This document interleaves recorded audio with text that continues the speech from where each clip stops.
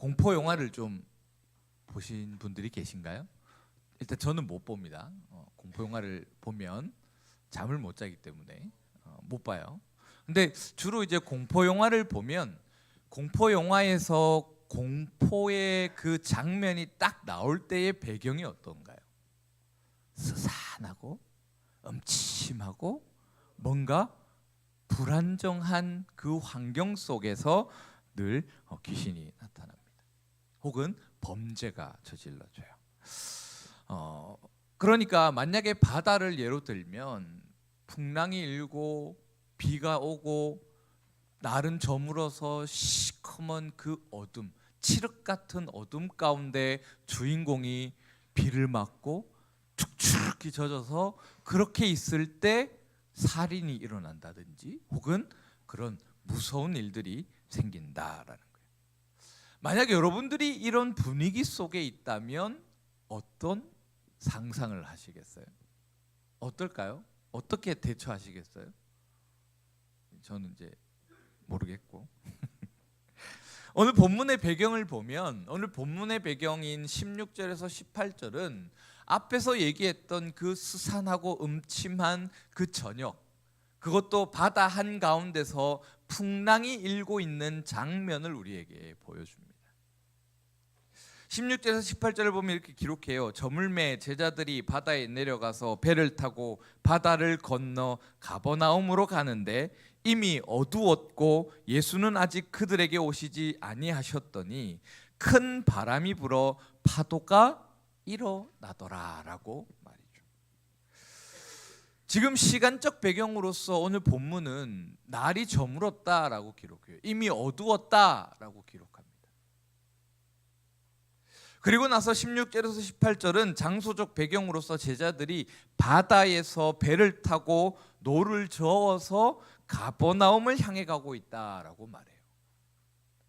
그리고 마지막으로 16절에서 18절은 상황적 배경으로서 제자들이 바다에서 배를 타고 가고 있는데 갑자기 큰 바람이 불어 파도가 일어나기 시작했다라고 장면을 묘사해 준다.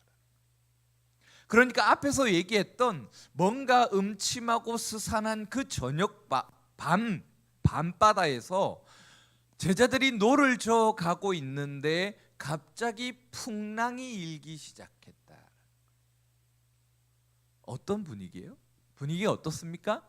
좋은 분위기입니까? 좋지 않죠.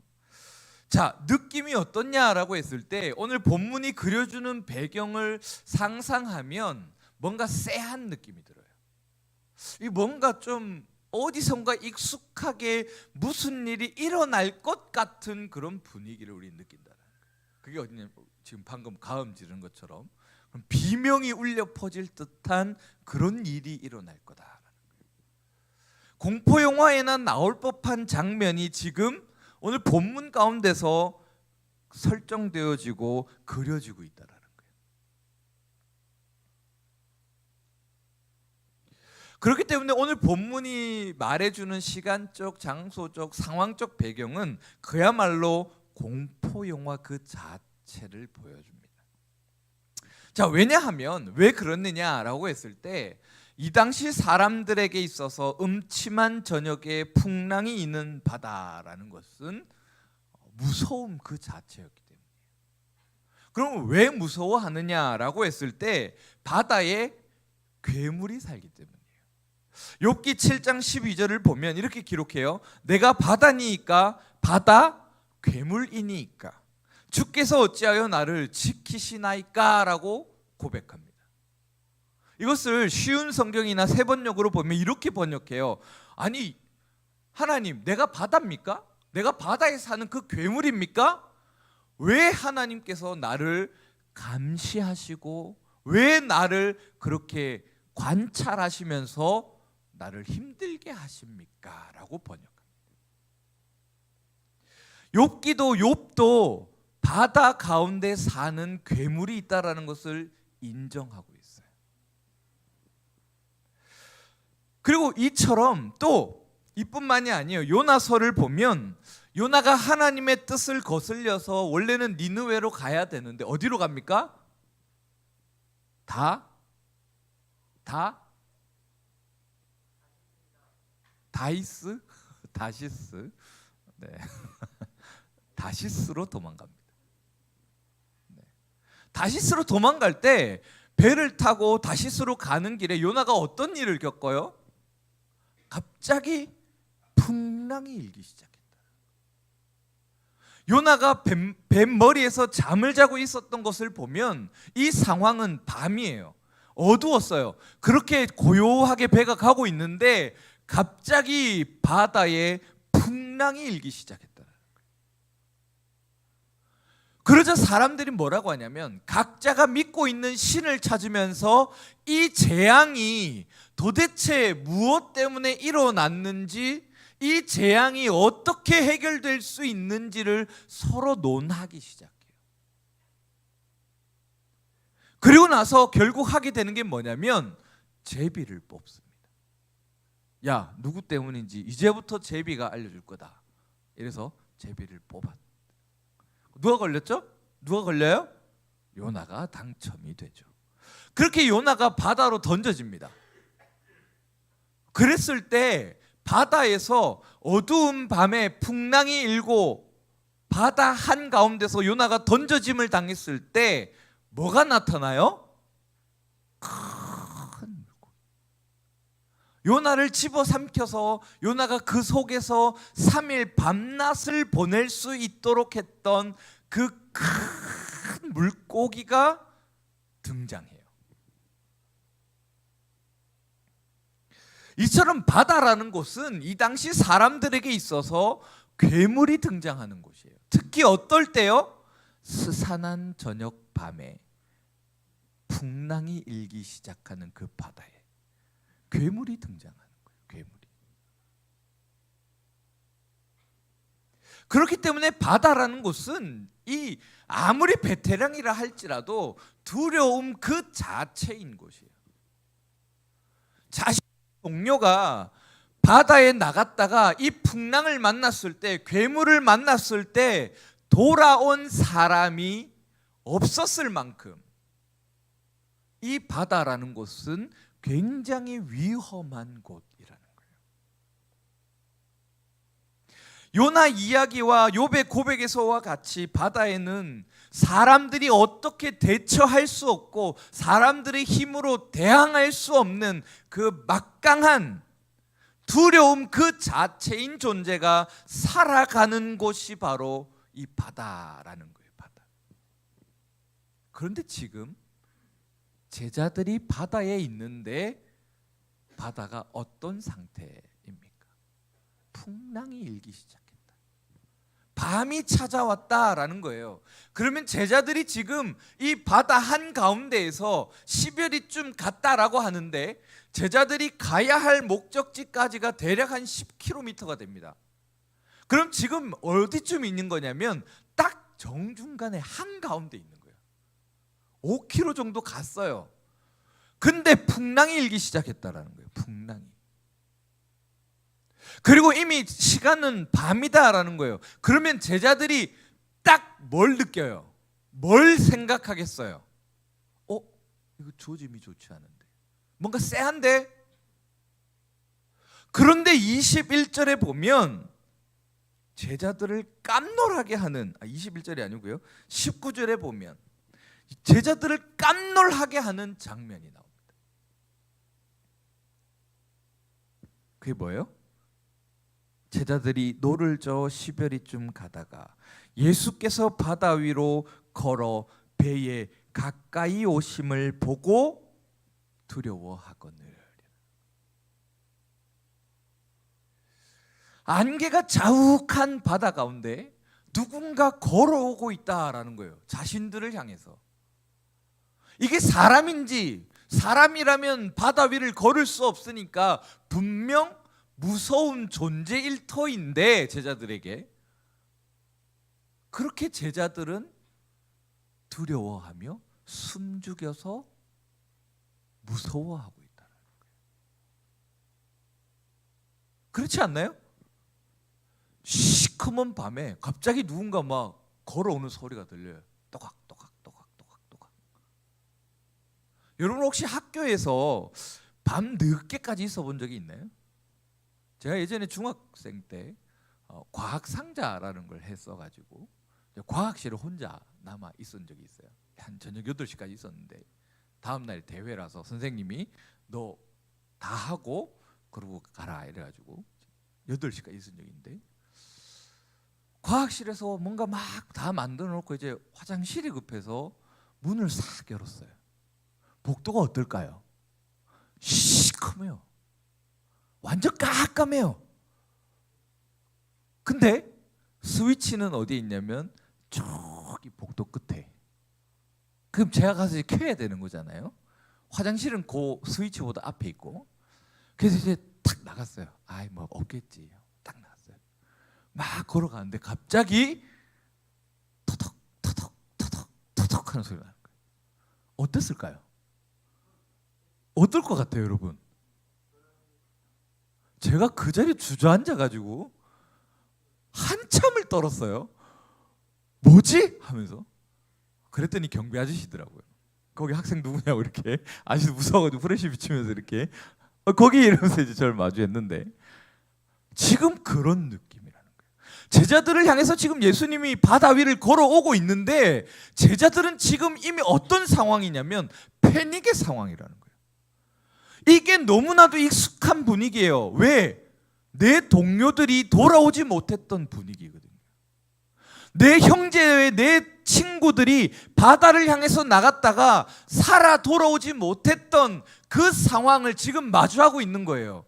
그런데 바다에 귀신이 산다, 바다에 괴물이 산다라는 얘기를 수없이 들어서 너무나도 잘 알고 있는데 지금 자신들을 향해서 무언가 다가오고 있다는.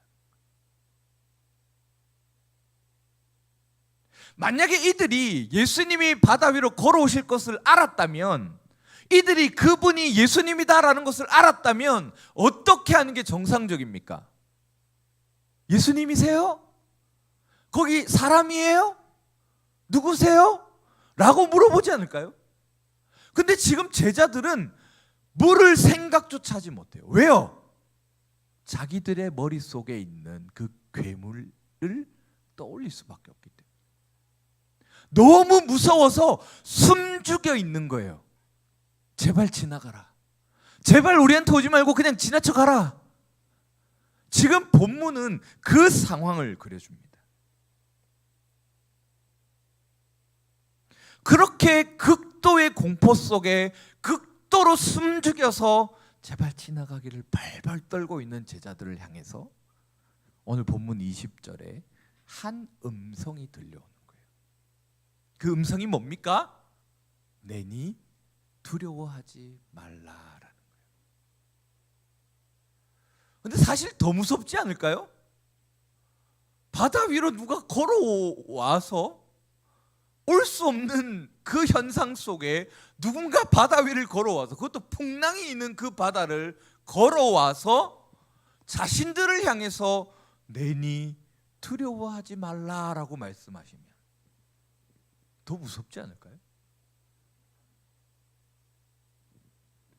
근데 제자들은 그 음성을 딱 듣자마자 21절에서 어떤 반응으로 바뀌냐면, 이에 그들이 기뻐하며,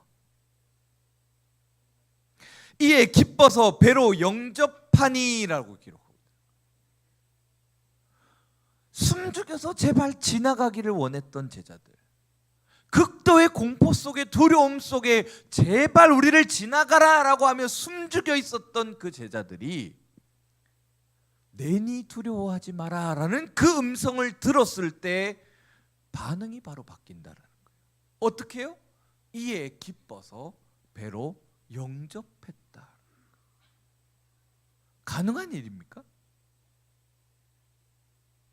쉽지 않은 일이에요. 예수님을 알아보고 그 음성 한마디를 듣고, 야, 저분 예수님이구나, 드디어 우리가 살았구나, 배로 영접해야겠다라고 할 수 있느냐라는 거예요. 보이지 않는 밤에 단지 목소리만을 듣고 알아차린다? 있을 수 없는 일이에요.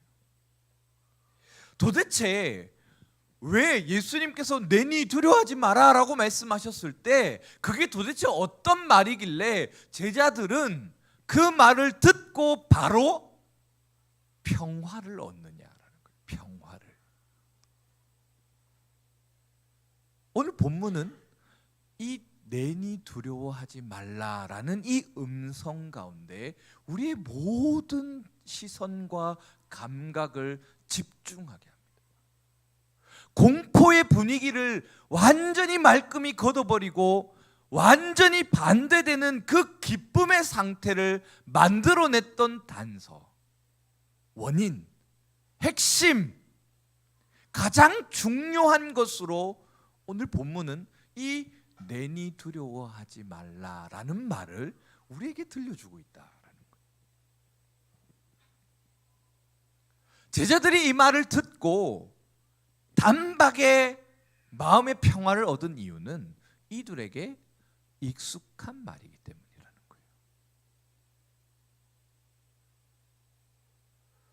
우리 강아지들을 키워보신 분들은 아실 텐데 걔가 막 흥분해서 막 하다가도 뭐 딱 꺼내면 조용해져요? 간식. 개들이 미친 듯이 막 늘어져 있다가도 뭐 말하면 막 흥분해서 막 뛰어다녀요? 산책. 지금 제자들에게 내니 두려워하지 말라라는 이 말은 산책이라는 말과 같다는 거예요. 마치 간식을 꺼내는 행위와 같다라는 거예요. 그만큼 이 제자들에게 각인되어 있고 이 제자들에게 있어서 너무나도 익숙하고 너무나도 명확한 의미를 가진 말이 내니 두려워하지 말아라. 자, 그러면 예수님께서 내니 두려워하지 마라라는 이 말은 어떤 말인지 이해가 되세요? 사실 우리가 잘 안 쓰는 표현이거든요. 이거 우리가 쓰는 표현으로 바꾸면 내가 왔다, 내다, 야들아 내다, 겁내지 마라, 이런 말이에요. 내가 지금 여기 있다, 겁내지 마라, 이런 뜻이라는 거예요. 그게 도대체 제자들의 기억 속에 왜 각인되어 있을까 하는 거죠. 왜? 왜일까요? 이게 이제 로마 때문입니다. 로마가 이 당시 지금 이 2세대 그리스도인들도 그렇고 이 예수님의 시대도 그렇고 로마가 장악하고 있는 시대예요. 로마가 여러분들 이제 세계사를 보면 로마가 어디서 어디까지 다스렸어요?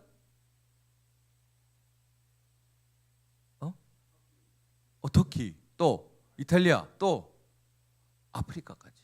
그러니까 유럽 전역과 동유럽까지 해서 아프리카까지 전부 다 다스린 나라가 로마예요. 로마. 그런데 로마가 전쟁을 통해서 땅을 딱 흡수할 때마다 그 땅에 가서 뭐라고 선포하냐면 내가 왔다, 두려워하지 마라 라고 얘기했어요. 요약하면 원래의 메시지를 그대로 읽어드리면 지금부터 로마가 너에게 평화를 줄 것인데 로마에게 귀속되어서 로마의 명령과 로마의 법과 로마의 문화를 따르면 너희가 평화를 얻을 것이고 반대로 로마를 향하여 대적하는 그 순간 너희들은 전멸할 거다라는 메시지를 선포했어요. 근데 이 메시지가 요약이 되면 뭐냐면 로마가 왔다, 평화를 줄 것이다, 그러니 로마를 따라라. 지금 이 제자들 그리고 로마가 다스렸던 그 전역, 그 이상, 그 다른 아직 점령되지 않았던 모든 나라들에게 이 메시지가 각인되어 있다는 거예요. 내다, 두려워하지 마라라는 이 메시지. 짧게 압축하면 로마가 왔으니 평화가 있을 터인데 두려워하지 말고 로마를 따라라라는 그 메시지가 제자들의 기억 속에 그리고 모든 사람들의 머릿속에 각인되어 있다. 그래서 지금 예수님께서 내가 왔다 두려워하지 마라, 평화의 왕인 내가 왔으니 너희가 두려워할 필요가 없다라고 말씀하셨을 때 제자들은 기쁨으로 받아들였더라는 거예요. 왜요? 로마가 그 메시지를 외쳤고 로마에게 귀속되어서 로마 아래에 살아갔을 때 이스라엘 백성들은 다른 강대국으로부터 보호받았거든요. 자기들의 통치 속에, 자기들의 다스림 속에 그렇게 로마의 한 나라로 살아갔거든요. 평화를 얻었거든요. 그걸 너무나도 잘 알고 있었거든요.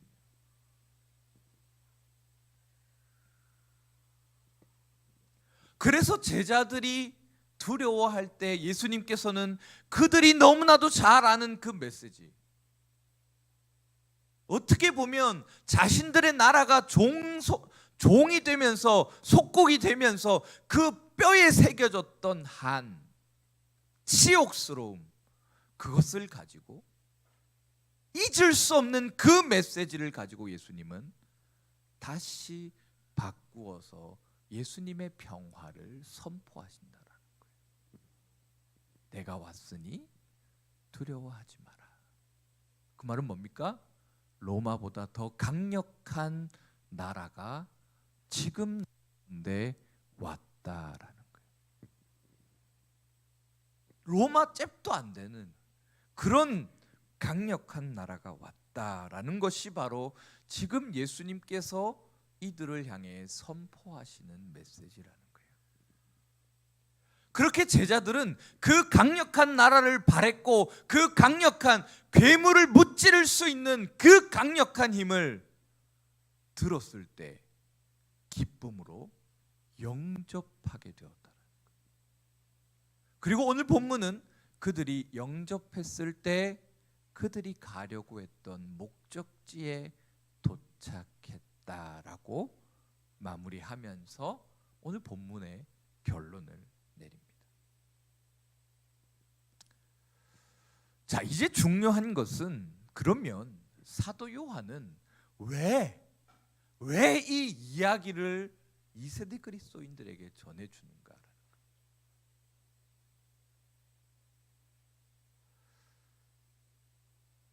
왜 사도 요한은 공포스러운 분위기 속에서 예수님께서 하신 말씀을 인용하면서 그때의 상황을, 그때 있었던 일들을 왜 2세대 그리스도인들에게 얘기해주고 있느냐? 야들아, 예전에 내가 배 타고 가는데 풍랑을 만났거든. 그것도 시커먼 어둠이 깔린 그 밤에 갑자기 막 풍랑이 막 이는데 그때 내가 너무나도 싫어했고 내가 너무나도 치욕스럽게 느꼈던 하나의 음성이 들려오는데 그게 복음이었어. 내니 두려워하지 마라 라고 말씀하시는 그 예수님의 음성을 듣고 우리가 배로 영접하니까 가버나움에 도착해 있더라. 왜 그걸 얘기하느냐는 거예요. 왜? 심심해서? 재미거리로 이렇게 얘기한 걸까요? 아니겠죠. 지금 2세대 그리스도인들의 삶을 보면 지금까지 우리가 계속해서 얘기하고 살피고 있는 것처럼 2세대 그리스도인들의 삶은 어떠냐면 기본적으로 외부로는 로마의 박해를 받고 있는 상황이에요. 진짜 이 풍랑이 있는 바다 한가운데 홀로 남겨져 있는 자들의 삶이라는 거예요. 언제 어디서 나를 칠지, 내가 언제 어디서 죽게 될지를 모르는 그 상황, 내가 언제 어디서 누구로부터 어떤 일을 당해서 어떤 결과를 맞이할지 아무것도 그려지지 않는 상황, 그야말로 가장 어두운 칠흑 같은 밤에 바다 한가운데 풍랑이 있는 그 속에 있는 사람들이라는 거예요. 내부적으로는 어떻습니까? 영지주의가 들어와서 뒤 흔들어 놓기 시작했어요. 야, 예수님 사람이 아니야. 너희가 보는 것은 귀신을 보고 있는 거야. 예수님은 실제로 존재하지 않으셨어. 그럼 지금 무슨 말이에요? 너희 예수님 때문에 목숨 거는 거 그거 다 어리석은 거야. 로마 편에 서서 막 로마 따라가야지 뭐하니? 그런 상황이라는 거예요.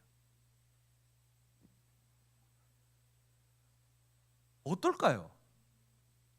뭔가 내부적으로 결속이 돼서 힘이라도 좀 얻고 위로도 좀 얻고 응원도 좀 받고 격려도 받고 그래야 뭔가 외부로 나가서 싸워 이길 텐데, 지금 이 2세대 그리스도인들의 삶은 진짜 철저하게 홀로 남겨진 상황이에요. 홀로. 창세기 1장 2절에 기록되어 있는 땅이 혼돈하고 공허하며 흑암이 깊음 위에 있다라는 그 표현 한가운데 나 홀로 있다라는 거예요. 나 홀로. 어떨까요? 어떻겠습니까? 학교를 갔는데 아무도 날 몰라봐요. 우리 이제 복학생들 이제 군대 갔다 와서 복학하면 겪는 그런 일들인데 어떨까요? 교회를 왔는데 아무도 나한테 얘기를 안 해줘요. 아무도 나를 쳐다보면서 인사해 주지 않아요. 그럼 어때요, 느낌이? 뭐지? 그 소외되죠. 굉장히 기분이 나쁘죠. 그리고 불안해지죠. 그럼 어떻게 돼요? 여기를 떠나야겠다. 그게 우리의 반응이잖아요. 지금 2세대 그리스도인들이 딱 그 상황입니다. 그 상황. 그런 그들의 상황 속에 지금 사도 요한은 예수님의 한 마디만 들려줘요. 내니 두려워하지 마라. 뭐예요? 평화의 왕이신 예수님이 오셨으니 겁내지 마라. 평화를 누려라 라고 얘기하고 있다는 거예요. 로마에 박해당하고 있는 그들에게, 로마 때문에 치욕스러워서 힘들어서 겨우겨우 살아가고 있는 그들에게 사도 요한은 로마가 그들에게 들려주었던 메시지를 바꾸어서 새로운 희망으로 선포하고 있다는 거예요. 너희가 이 말 때문에 수치스러움을 느꼈고 너희가 이 말을 들으면서 이를 버득버득 갈았지? 그런데 그 로마보다 더 강력한 나라가 너희를 향해서 왔다라는 거예요. 그게 어떤 나라입니까? 하나님 나라. 바로 사도 요한은 2세대 그리스도인들에게 유앙겔리온을 재해석해 주고 있어요. 로마가 땅을 점령하면서 선포했던 그 복음, 기쁜 소식이라고 불려졌던 유앙겔리온, 이게 복음입니다. 그것을 예수님의 나라로 치환하여서 유앙겔리온이라 선포하고 있다는 거예요. 하나님의 복음을 선포하고 있다는 거예요.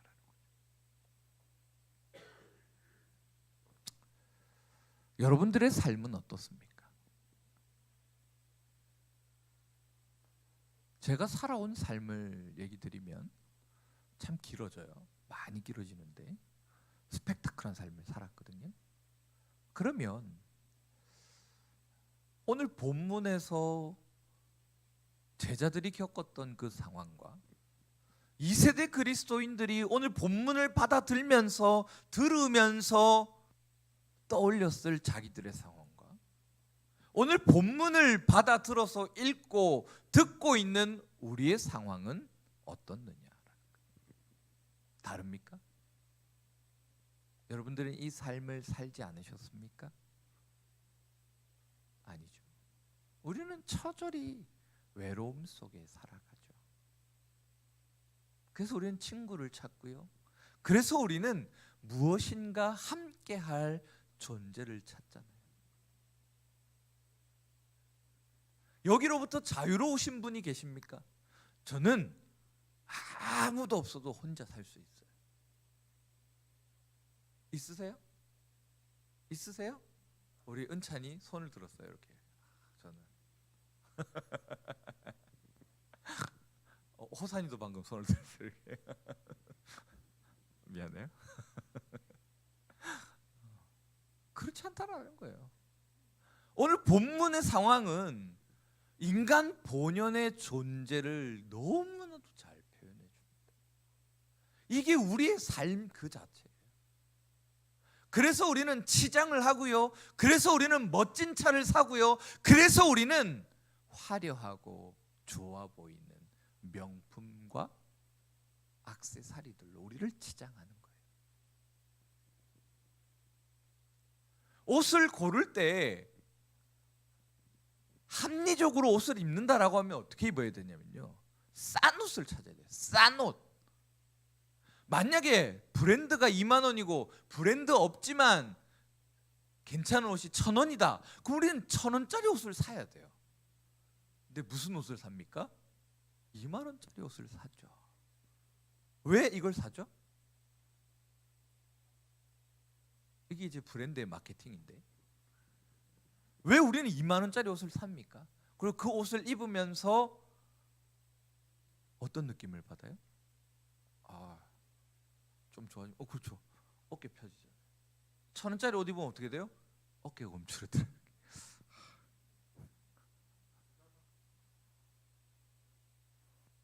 우리의 삶입니다. 지금 사도 요한은 우리에게 메시지를 던져요. 너희가 지금 살아가고 있는, 우리가 지금 살아가고 있는 우리의 상황이 흑암 가운데 풍랑이 일고 그 한가운데서 무엇인가 나를 덮칠까, 나를 괴롭힐까, 나를 죽일까 하는 그 두려움 속에 우리는 이 세상을 살아가고 있다. 그리고 그런 우리에게 사도 요한은 메시지를 던져요. 어떤 메시지요? 평화의 왕이 오셨다. 두려워하지 마라라는 거예요. 그리고 예수를 영접해라라고 말하는 거예요. 그러면 예수를 영접하게 되었을 때 제자들이 얻었던 것처럼 우리는 예수님을 붙잡을 때 우리의 삶을 제대로 된 방향을 향해서 갈 수 있게 된다.